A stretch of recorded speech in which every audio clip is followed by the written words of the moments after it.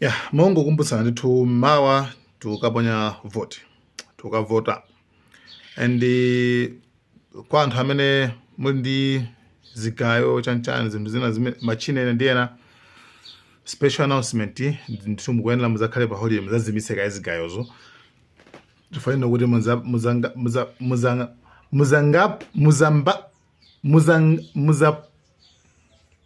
muzangapangise chichewa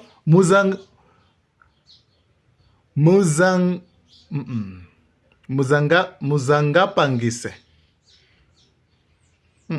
mutakuzapangisa muzangapa okay, anyway, mutakuzapangisa kuti magesi azazime mawalo ndiye amene munonso muli ndi zigayo holiday mawa ngati mufuna mwakuti kagetseni lero mawa zigayo nje paibe kuliya zigayo magesi sufuna zalandidwe anyway wina akuzomati amwene pakati zazime zigayo it's a press briefing zimene yankhula ISCOM ISCOM ayende press briefing kufuna kukonzekera tsiku la mawali ndi tawamvanikayo mwina atsalapitize uthenga wa pemphero mphande koma iyi imakhala at much larger scale ndikupeka kuti amalawa anzanga mwandimva bwinobwino makampaniso mwatindesa bwinobwino kunena kuti munyengo iyi tizichepese tike interest ya ziko pasogolo komanso ndipemphe amalawi onse othekera amene ali ndi mabizinesi ang'onoang'ono kaya ndi zigayo kaya ndi mafactory pa nthawi iyi atipase mpata akhale pa holiday kuti mphamvu ya magesi imeneyo ikhale yokwanira kuti tisapange load shed. Yeah, anyway, pemphero mphande yankhula kwa amalawi kuti akuluakulu wauza amalawi kwanu kuti guys wangomenya straight kuti guys MCP msakaivotereso right maganizo ake amenewo kuti MCP msakaivotereso chifukwa kuti pakatali panopa situation sili bwino unfortunately tukavota koma pende tukavota still ndi mavuto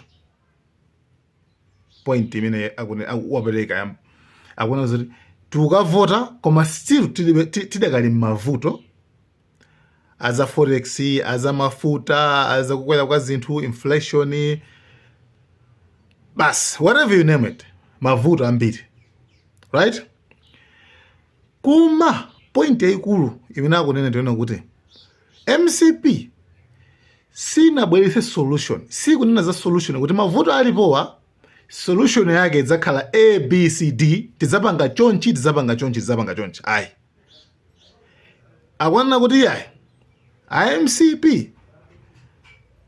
akulonjeza zinthu zina kuti tidzakupangira chonchi tidzakupanga chonchi koma sakubweresa solution ya mavuto amene alipowa amene ndiye pemphero mphande maganizo ake maganizo anu ndi otani guys akuti mawa tikapange choice tikapange chisankho choyenerera kwambiri anyway guys thank you so much Malawi cameras iniyo maganizo anu ndi otani apitiliza chakwera kapena aiti sinthe kabati bwere mbuyo kabati kakabambe kabati ka dadi kabati ke UDF kabati ke UTM ndi kabambe okay muli mosemo fuso inuyo muganiza pomwe guys thank you so much Malawi cameras mawa amalawi tukavota chisankho chimene chinthu chofunikira kwambiri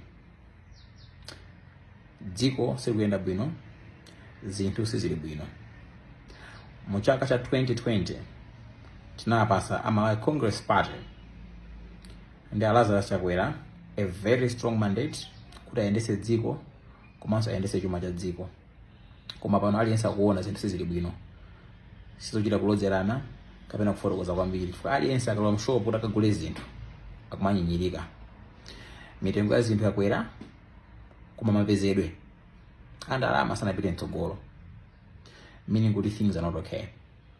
I want to give you guys an example. Dzulo kwathu kunabwera abambo awiri amanibwesera nkhuku za lokolo amayenda about 20 kilometers kwasaka nkhuku zija.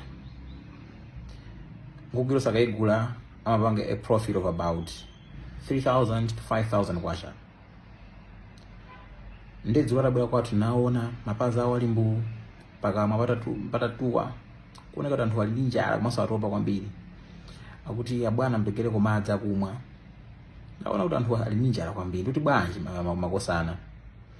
Akuti abwana tifetu timayenda wapansi about 20 kilometers kusakasaka nkhuku kuti tiode makomo anthu. Nditi kamayenda one sitingakwanise transport kulipira komanso kuti kwecha kuja sitingakwanise faka profit kumati wapanga kunkochepa kwambiri tikakaononga ndikuti tiduka. That is how bad things have become. Now compare this to 5 years ago. If someone was making a profit of about 5,000 kwacha ngata kugusa nkhuku 10 ndiko panga profit ya 50,000 kwacha, that was a lot of money. You could take from that ka 500 kwacha ndikulipira transport ndikusala ndikachenje kuti uguleko kandika Fanta ndika banzi ndikuja mtu ngukhala bwino. Things have become difficult ordinary aliyense, not just the common man. That's why you can see panova tukavota koma anthu ena ali mise kusakasaka mafuta. Anthu ena they're queuing in the banks kusaka forex kuti atamangise ma payments. Ma business agwa. Anthu ambiri ntchito zawo aziruza. There's no forex in the country. There are fuel shortages. All these factors, they contribute to how effective an economy can be. And yet, imene tukavota ama Congress Party sakufotokoza kuti kodi akawina mavuta forex athanawo bwanji, mavuta kusowa kwa mafuta athanawo bwanji, meaning kuti ali clueless. We cannot vote for them again.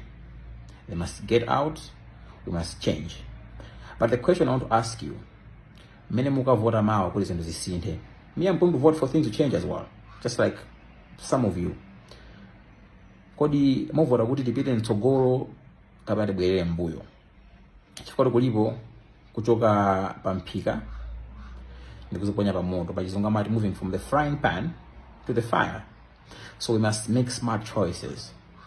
But either way, we can agree kuti zinthu zibwino, things must change. I wanted to share this to encourage you, makamaka shamarambiri for ambira kumatisaka vote. Go and vote. And let me tell you something. No one should tell you kuti you have got two choices between either the current government or going back to the past. So kuti makavota for jodi munthu awina or chipani chochiwina. Timakavota because you believe that that political party has got the best ideas and offers you the change that you want. Not kuti akawina yai. So go and vote. God bless you. And God bless Malawi. Thank you so much.